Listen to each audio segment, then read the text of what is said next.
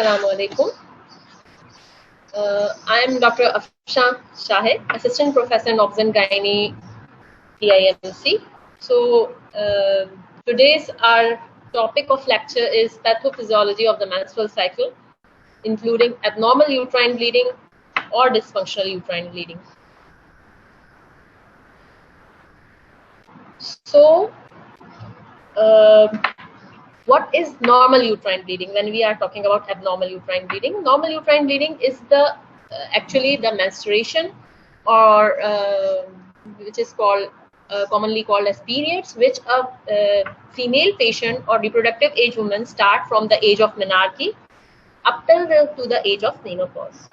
Normally, it is said to occur from anywhere between 21 days to 35 days interval. That means this is the bleeding free days, which are somewhere between 21 days to 35 days interval. Duration of the normal menstrual cycle can last somewhere between 2 days up to 2 days of bleeding is also normal, up to 8 days, averaging about 4 to 6 days. Flow is around 35 ml, although between 10 to 80 ml is considered normal. If you see the last bullet, it is telling you something what one normally soaked regular pad or tampon holds around 5 ml of blood. However, depending on the brand, a pad can hold between 5 to 15 ml of blood. This is important to know because ahead we will be speaking about how to assess whether your patient who is telling you that she is bleeding heavily, how to assess that bleeding. So that's why it is quoted here. This picture gives you the normal menstrual cycle. If you see in this picture, this is the cycle going on in the uterine lining, endometrium. These two things are quoting the cycle going on ovarian cycle or at the level of ovary. And this is the cycle going between the hypothalamic pituitary axis. If you see here, days are mentioned.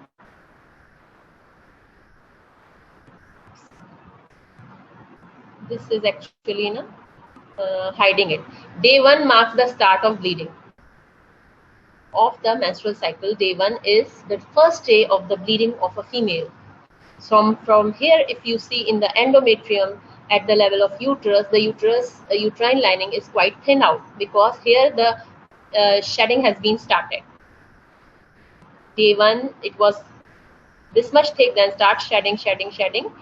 Up till the day 3 to 5 days, it becomes thinned out. In the ovary, this cycle is termed as proliferative cycle.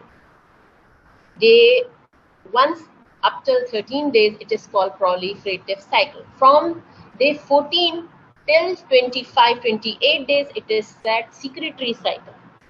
Proliferative, in which proliferation is occurring, recruiting the follicles, also known as follicular cycle, follicular part of cycle. So 2 to 3 follicles recruit at each cycle, out of which one dominates. One out reaches the others, and others become atretic, and one dominates, and this is targeted to ovulate. In the influence of the same days, day 1 to 3, this follicular phase is occurring, or proliferative phase is occurring. And ovarian hormones are also at the start of menses in a very negligible amount. What ovarian hormones we are talking about? We are talking about estrogen, we are talking about progesterone. But as day 3, 4, 5 passes on, the level of ovulation hormone rises. The initiator of this whole cycle is actually these pituitary gonadotrophins, which are known as FSH and LH. Follicular stimulating hormone. It is the initiator of the follicular phase of the cycle. And under the influence of FSH, these follicles start to recruit. Now, if you see, FSH has a slight peak here. Then it has another second slight peak at this level. This is at least a day 14, which is also known as ovulation. Ovulation occurs after this peak.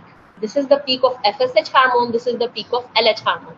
This LH hormone peak is also known as LH surge, and it is the prerequisite of ovulation to occur. If ovulation has to occur, this LH rise or peak or surge is required. After the peaking of LH hormone, about 24 to 36 hours after this peak of LH, does ovulation occur. So this is an important. Why this is important? In markets, there are kits available which can on the spot diagnose or pick this LH surge. And the women who are trying to conceive are asked to have intercourse at this point so that fertilization can occur. So over-the-counter kits are available to predict this LH surge or to pick this LH surge, and then ovulation is predicted from between 24 to 36 hours. You got my point? So the initiator of the menstrual cycle for day 1, if you see, is the drop of progesterone, which was at the peak here.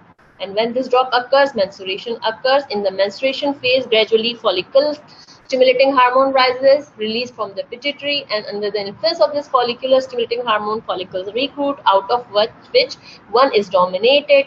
When FSH is acting onto the targeted tissues in the ovaries, what hormones secrete out? Estrogen. And then in the secretory phase, it is progesterone.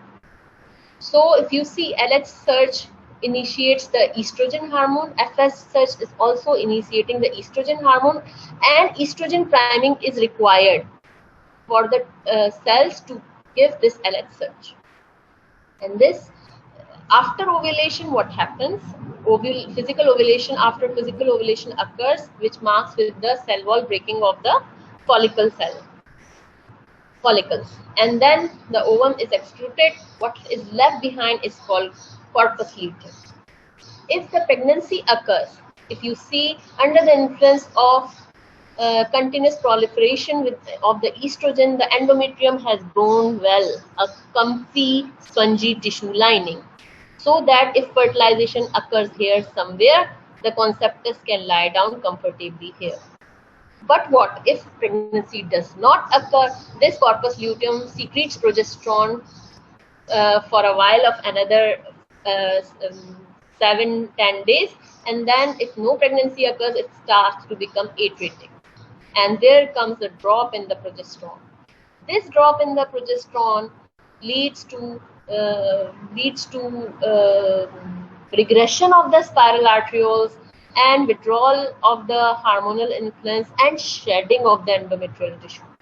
This much thickened endometrium now starts shedding and marks the beginning of menses or day 1. So this is what I have been telling you in the previous slide. If you see, normal menstrual cycle is under the basic 3 functional components. What are those?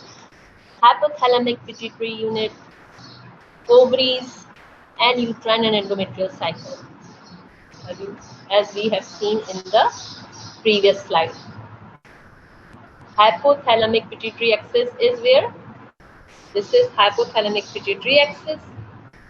This is ovarian.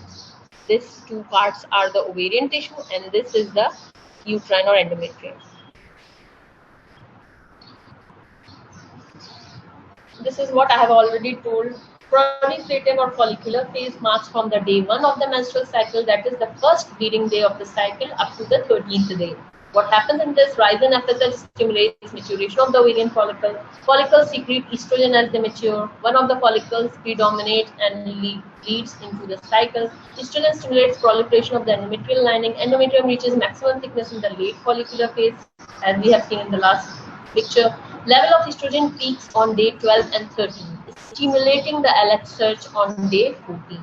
It is after 24 to 36 hours of this peak that ovulation occurs. And I told you, and I'm again repeating the same thing, this is the most important point to ponder, because this LH ovulation kits are available in the market, and for the patients who are being treated for subfertility or conception, they just go through, have a check of LH surge, and if they found it positive, they are asked to have a timely intercourse to have a successful conception. So LH surge stimulates ovulation. Secretory phase marks from day 14 to 28 days of the cycle. After ovulation, FSH and LH cause follicle to transform into corpus luteum. Then this corpus luteum produces progesterone, which maintains the endometrial lining, and this is very important so that if ovulation or fertilization occurs, the endometrial lining should be receptive for the conceptor. But if but it does not occur, then what happens? The corpus luteum becomes atretic and microvascular becomes convoluted and regresses, and the bleeding starts. In absence of fertilization, the corpus luteum involutes. Fall in progesterone triggers menstruation or endometrial stuffing. So normal parameters include cycle repeats itself between 20 to 35 days. Anywhere it can be normal. The cyclicity can vary from individual to individual. So it's just not a blanket rule to say it's 24 days cycle, 25 days cycle, 30 days cycle is a must.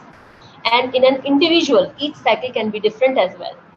It needs time at times to settle. Menstruation occurs between 4 to 7 days. Somewhere between 4 to 7 days is normal. Blood loss averages 30 to 45 ml. Ovulatory bleeding is cyclical and predictable. Ovulatory cycles are usually predictable. Now coming, what is abnormal uterine bleeding?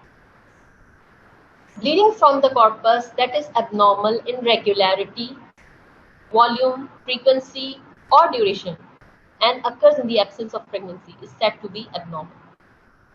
So bleeding from the uterine corpus that is abnormal in terms of regularity, in terms of volume, frequency, and duration, and without pregnancy is termed as abnormal uterine. There was an older classification, AUB, abnormal uterine bleeding. What was that? Dysfunctional uterine bleeding, diagnosis of exclusion. DUB was called as uterine bleeding or diagnosis of exclusion. Menorrhagia, heavy menstrual bleeding, was termed as menorrhagia. Metrorrhagia, bleeding between periods, irregular intervals, maybe excessive flow or in duration. Polymenorrhea, bleeding or short cycles and with frequent intervals. That means the bleeding that occurs more often than every 21 days. Oligomenorrhea, bleeding that occurs at prolonged intervals beyond 35 days. So this was the nomenclature used previously. Amenorrhea, no menstruation. This is still used. No menstruation. It's said to be primary if no menses occurred by the age of 16 years. And said to be occur secondary amenorrhea if no menses for at least 3 to 6 months after menarche has occurred. Oligomenorrhea, normal menstruation duration and intensity but decreased frequency. That means prolonged cycles, more than 39 days. Usually they are anovulated. Postmenopausal bleeding, vaginal bleeding in a woman who has reached menopause age or had 6 months of amenorrhea preceding the episode of vaginal bleeding. Regarding in the age of perimenopausal age group. These definitions are now not recommended, and we will be discussing why. What are these? Polymenorrhea, menorrhagia, metrorrhagia, menometrorrhagia, or DU. These terminologies have been no more in use and have been replaced by newer terminologies which we would be discussing.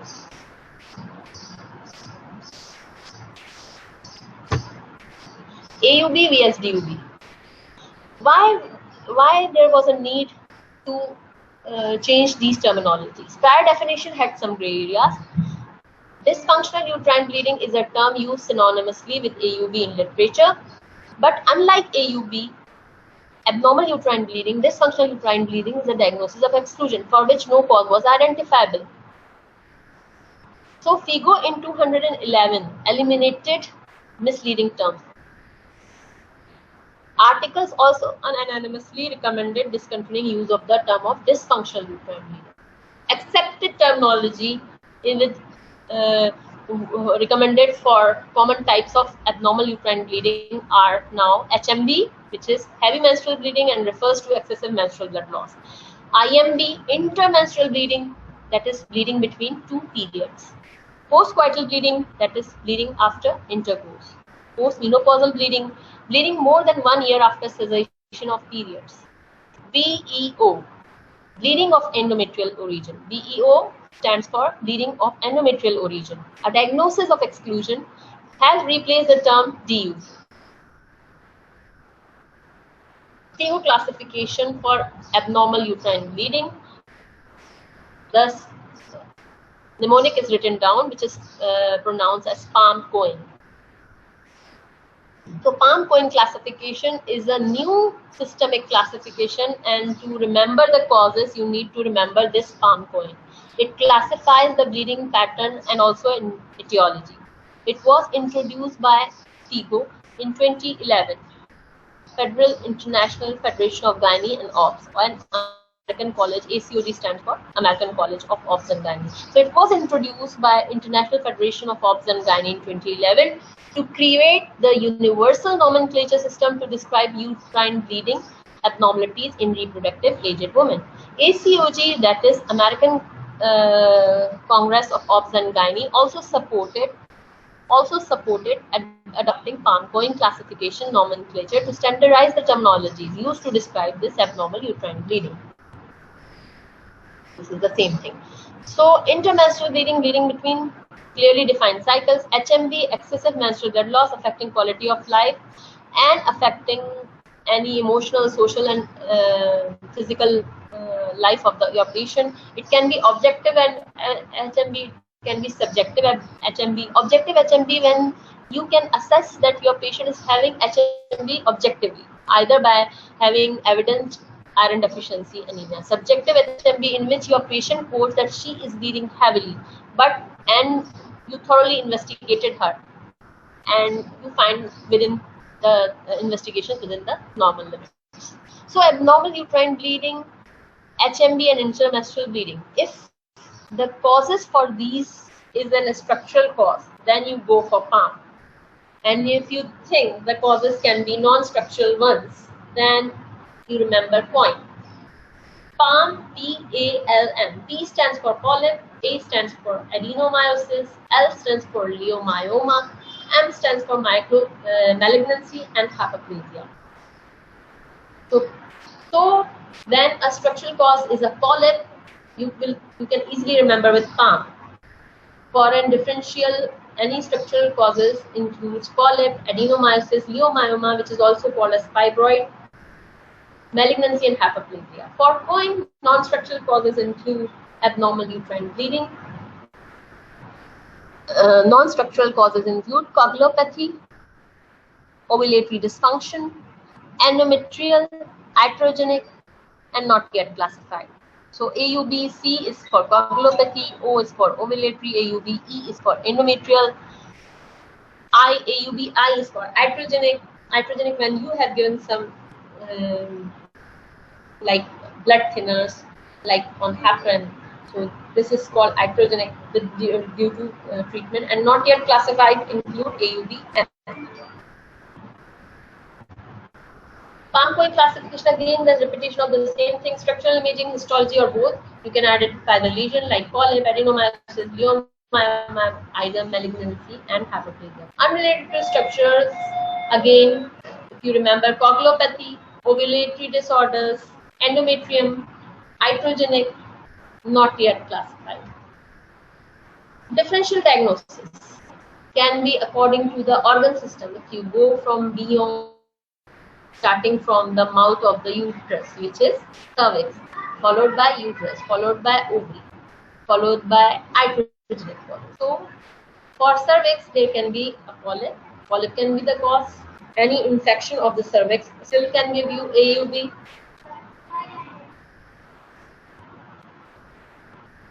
Ectropion, dysplasia, invasive carcinoma.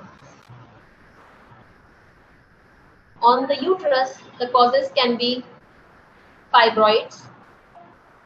On the uterus, the endometritis can also endometrial polyp, endometriosis, adenomyosis, adenocarcinoma. These all can give abnormal uterine bleeding.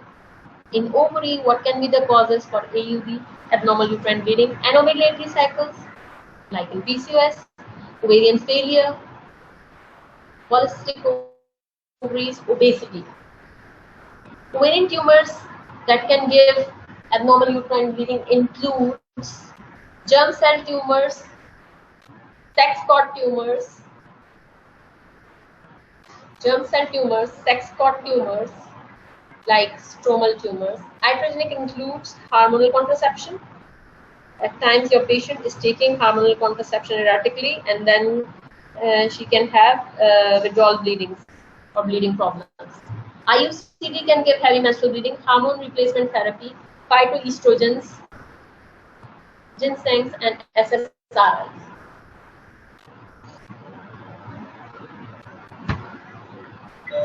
Other includes prolactinomas, thyroid disease, coagulation defects like idiopathic thrombocytopenic purpura, von Willebrand's disease. Hepatic and renal failures can lead to abnormal uterine bleeding. Any trauma like road traffic accident can lead to abnormal uterine bleeding. Foreign bodies, pregnancy-related complications like ectopic inevitable abortion also can give. So if you see, this is a chart which is telling you the differentials enlisted according to the age group. If you see, the ages are defined between 13 to 18, 19 to 39, and 40 and menopause. So in 13 to 18, the common differentials for abnormal uterine bleeding are anovulatory causes. It can be oral contraceptive pills, any pelvic infection, coagulopathy, any tumor, like dysgeminomas, or even what you call any estrogen secreting tumor, hormone secreting tumors can lead to abnormal uterine bleeding. Immaturity or dysregulation of the hypothalamus pituitary axis can give again abnormal uterine bleeding. Then between the age group of 19 to 39, most common cause in this age group can be pregnancy and pregnancy-related problems. Structural regions include leiomyoma or polyp, anovulatory cycles like PCOS, endometrial hyperplasia, or endometrial cancer. In 40 years and perimenopausal age group includes anovulatory bleeding, endometrial hyperplasia and carcinomas, endometrial atrophy, leiomyoma. So prepubertal child, yes, at rare times your patients can be the age group of less than 10 years. So precocious puberty can be the cause. Non-menstrual bleeding, example like children have the habit of putting the small things into their opening cavities like ear, nose, likewise in the vagina. So foreign bodies, iatrogenic taking mothers who are on OCPs. So newborn children can present vaginal bleeding, especially a female child. So what you can do at that age group, you can just assess for secondary sexual characteristics to exclude any precocious puberty, do a proper examination to exclude any local causes like foreign bodies. Direct your treatment according to the cause in this age group. For an adolescent age group, the commonest etiology is anovulatory DUB or AUB. We call it abnormal uterine bleeding. Exclude any organic cause. If AUB and mild reassured, AUB or bleeding of endometrial origin, it's a diagnosis of exclusion. If AUB or BEO is mild, reassure counsel Haematinics and menstrual calendar. If AUB is severe, then your patient is severely anemic due to heavy menstrual loss, then you need to admit your patient, full blood count, exclude any blood disorders. If consider blood transfusion, if she is less than, if her hemoglobin is less than 6. You can give in a treatment cyclical oral contraceptives or cyclical progesterones along with Haematinics. Reproductive age group of females. Etiology includes for abnormal uterine bleeding, commonly benign polyps, followed by fibroids, pelvic inflammatory disease, abnormalities related to pregnancy like miscarriage or ectopic, ovulatory DUB or abnormal uterine bleeding.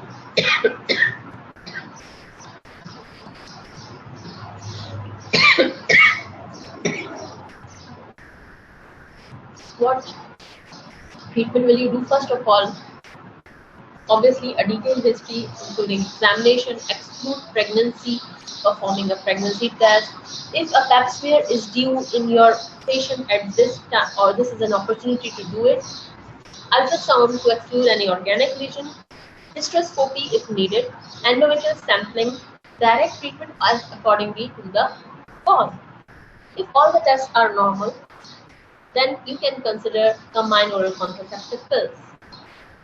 If bleeding continues, exclude blood dysplasia and any thyroid disorders. Perimenopausal age group. Commonest in this age group is BEO, bleeding of endometrial origin. And if you find an organic cause, then treating accordingly. If no organic cause, then you will label your patient as having BEO. For this patient, you will take a detailed history, perform a detailed examination, including inspection of the cervix, if needed, a pap smear, if needed, endometrial sampling. Hysteroscopy and hysteroscopic guided biopsy, which is also called DNC, is a hysteroscopic guided biopsy is the gold standard to evaluate such a patient. Treat the cause accordingly. If AUB may settle after only performing the biopsy and the biopsy turned out to be benign, then you can just continue or reassure your patient. If on biopsy endometrial hyperplasia comes and if it is atypical or complex, then consider hysterectomy in your patient.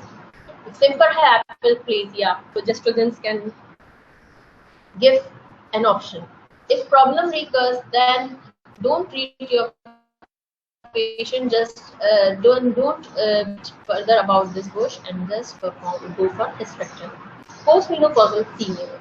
Abnormal uterine bleeding occurring in a postmenopausal woman is commonest due to vaginal atrophy, then followed by cervical CA, then followed by endometrial CA. So for vaginal atrophy, if you find you exclude any what you call these high risk causes like cervical CA and endometrial CA, then give hormone replacement therapy for it. You can also give topical estrogens to apply. And if you consider cervical CA or endometrial CA, then treat accordingly. If it's early stage, then hysterectomy and bilateral hysterectomy can be the option, followed by chemoradiation or palliative therapy is an advanced disease. Diagnosis. So assessment of patient with acute abnormal uterine bleeding. General approach for an acute AUB is assess rapidly the clinical picture to determine the patient's acuity, determine most likely cause of bleeding, choosing the most appropriate treatment for the patient. History should be focused and guided by the Palm-Cohen system. Focus on the details of current bleeding episodes in terms of length, duration, amount, presence of clots and related symptoms like dizziness. Past menstrual and gynecological history is also important, including when she had pap smears, recent any surgery, previous medical records for gynae disorders. Sexual history and contraceptive hormone use is also important. Medical history includes any medication that can be the cause of ongoing blood loss in like warfarin, heparin, NSAIDs, OCP, ginsengs. Personal or family history of bleeding disorders is also important to exclude any familial dyscrasias. Physical examination should focus upon signs of acute blood loss. What can be the signs of acute blood loss? Like shortness of breath, fatigue, lethargy, tachycardia, faint, and early exertion. So findings suggesting that etiology, Palm-Cohen example, obesity or hirsutism in PCOS, cold or heat tolerance in thyroid disorders, fatigue in bleeding disorders like splenomegaly, hematological disorders. So you need to examine your patient focusedly. Confirm if the bleeding, it is the bleeding from the genital tracts and not from the other places like urethra or like anus. So perform detailed examination including pelvic examination, speculum and banal. Differentiate between acute and chronic AUB. Example, admit, refer or discharge. If she needs admission, then admit. So lab investigations for acute AUB include, first of all, if your patient is in reproductive age group, do exclude pregnancy. Full blood count, urea electrolytes and creatinine, group and cross-match blood to transfuse if needed. Coagulation studies to exclude any tendency for bleed. If needed, von Willebrand factor assay, any other coagulant factor deficiency. Thyroid stimulating TSH, LFTs, liver function tests, nutritional and iron studies to exclude iron deficiency anemia to correct as needed. Renal and adrenal function in most patients should be assessed. In chronic, you should consider pap smear and cervical cytology, hormonal assay like FSH and LH and prolactin levels to exclude any cause. Nutritional iron studies, gonorrhea and chlamydia screen in high-risk patients. Retroviral screens, endometrial biopsy, endometrial sampling in older patients. Imaging includes pelvic ultrasound. In few patients, TVS, transvaginal ultrasound, is the primary imaging because it gives better resolution of endometrial thickness and adnexal pathology. At times, obese patients are preferably given transvaginal scan, not the ultrasound pelvis. Sonography at times is more important. At few myomas are better outlined in sonography. Hysteroscopy and MRI are also the last option.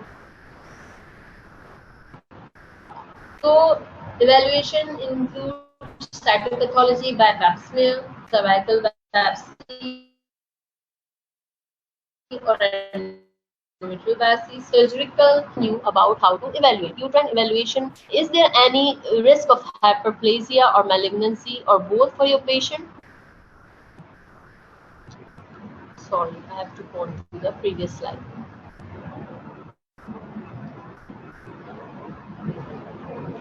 So, enhanced risk of hyperplasia or neoplasia or both of your patient, if you see. Yes, then perform endometrial biopsy. May it be office hysteroscopy or it may be a hysteroscopy and biopsy under GA. But you need to sample endometrium in this high-risk patient. If the specimen is adequate, then is it coating any atypical hyperplasia or CA? Then treat accordingly. If not, then presumptive and just you can keep your patient on follow-up. If there is no risk of hyperplasia or neoplasia, then enhanced risk of structural abnormality, yes, then perform transvaginal scan. If it's normal cavity, yes, then just reassure your patient and keep it a follow. If the cavity is not normal, perform hysteroscopy and target the lesion. If it's of myoma, you can remove it during hysteroscopic resection. If it's a polyp, you can remove through hysteroscopy. But if no, then consider surgical option like a big fibroid, like an ovarian cyst, then you can go for hysterectomy after MRI. Management. General considerations. First of all, when your patient is bleeding, medical and management should be the initial treatment for most patients. Need for surgery, including type of surgery, is based on various factors of your patients like stability of your patient, severity of the bleed, contraindications to medical management, underlying causes such that you cannot consider medical management, and desire for future fertility. So these are the points when you are deciding surgery for your patient. You need to consider this. Long-term maintenance therapy after acute bleed is controlled. This should be decided as well. So initial approach: determine if abnormal uterine bleeding is acute or chronic. Chronic mostly are the lesions in which probably surgical intervention is required more. If acute AUB, are there signs of hypovolemia, hemodynamic instability? If the acute AUB is such an episode that giving problems to your patient, then you resuscitate your patient, IV assess with two large bore IV line, give crystalloids initially, then if considered for blood transfusion, and if needed at times for clotting factor replacement. Once stable, then evaluate the etiology according to the palm going and determine the treatment, definite treatment or long-term treatment. What are the medical options available for AUB? First line medical therapy for AUB for patients not known with bleeding disorders. Treatment can be given with combined oral contraceptive pills or progesterone therapy only.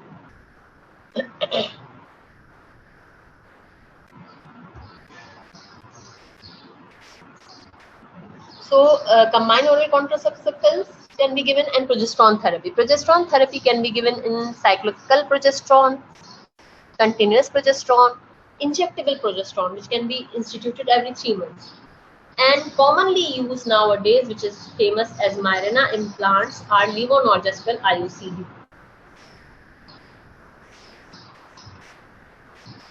Conjugated estrogens at times are used to control this acute blood loss episode. Progestin local Mirena, and if it has dual functions. It can control the abnormal uterine bleeding of your patient, and then it can give contraception.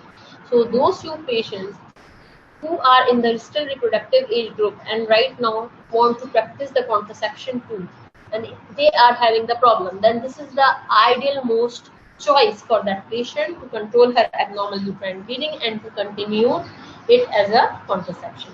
Other options include implants like Implanon. It is also inserted for long term, and progestin, and it can give the hormonal aspect, gives the amenorrhea for your patient, and you can continue it for your patient as a contraceptive choice. Next option is GnRH analog, but GnRH analog cannot be given for longer term because it can give menopausal effects in the patient. Danazol previously was a famous drug, but nowadays it's no more in longer use, but you should be knowing it is the option. Medical management for long-term therapy includes levonorgestrel intrauterine device, oral contraceptive pills, progestins, which can be given intramuscular or per. Unopposed estrogen should not be used as a longer-term option because estrogen had a potential side effect. OCPs are generally considered effective in the management of both ovulatory and anovulatory leave. Antifibrinolytics. What are antifibrinolytics? Antifibrinolytics, they are used as inhibitors of fibrinolysis without significant increase in GI side effects. They reduce virtually all cases bleeding in 40 to 60%.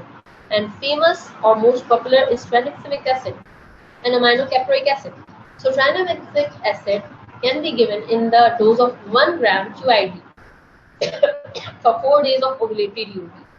Mode of action is to prevent plasminogen activation and increase fibrinolysis, so decreasing bleeding. Cyclooxygenase inhibitors, which are NSAIDs, mode of action unclear, probably acting on the vasoconstriction, suppress prostaglandin synthesis. Examples, trials usually use mefenamic acid. Also, naproxen and ibuprofen is. Other options are summarized in this. If you see, iron therapy, antifibrinolytics, COX inhibitors, progestin, continuous or cyclic, combined pills, local includes implants, local includes Mirena insertion, GnRH antagonist and agonist both can be used. But again, the option is same, they cannot be used for a longer run. Surgical management. For abnormal uterine bleeding, need for surgery, including type of surgeries based on various factors. We have discussed this thing previously. Options include dilatation and curettage, endometrial ablation, uterine artery embolization, hysterectomy. Others include hysteroscopic with DNC, polypectomy, myomectomy, endometrial ablation. Ablation of the endometrial lining. This is suitable for the woman with uterus less than 10 weeks and with fibroids less than 3 centimeters. There are first generation techniques and second generation techniques. First generation techniques were the older ones. This include transcervical resection of the endometrium with electrical diatomy or rollerball. Second generation techniques include impedance control endometrial ablation, thermal uterine balloon therapy, microwave ablation. You see, this is the picture of microwave endometrial ablation. This is thermal uterine balloon therapy. So after ablation techniques or therapy, 40% of the patients become amenorrheic, 40% will have markedly reduced blood loss, and 20% will have no difference.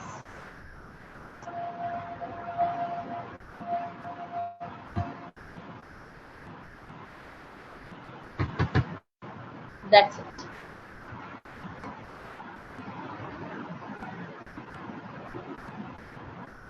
Thank you.